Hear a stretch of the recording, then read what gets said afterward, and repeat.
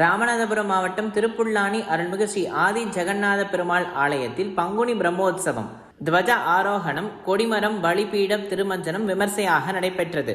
முன்னதாக கொடிப்பட்டத்தை முக்கிய வீதி வழியாக மங்கள இசையுடன் எடுத்து வந்து பின்னர் கொடிமரத்திற்கு அபிஷேகம் நடைபெற்றது.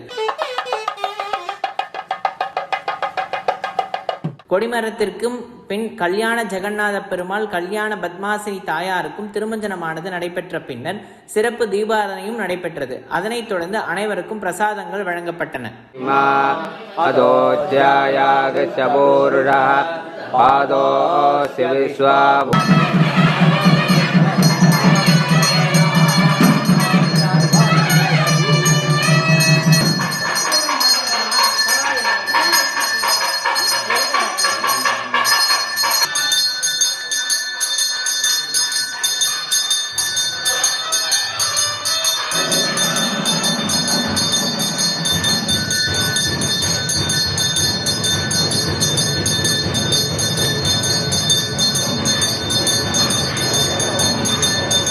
பங்குனி பிரம்மோற்சவம் 2ஆம் நாள் அன்று திருவீதி புறப்பாடு முடிந்த பிறகு திருமஞ்சனமானது நடைபெற்றது.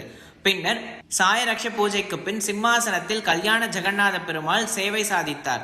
திருவீதி புறப்பாடு, கோஷ்டி சாத்துமுறை, சிறப்பு தீபாராதனை நடைபெற்ற பின்னர் அனைவருக்கும் பிரசாதமும் வழங்கப்பட்டது.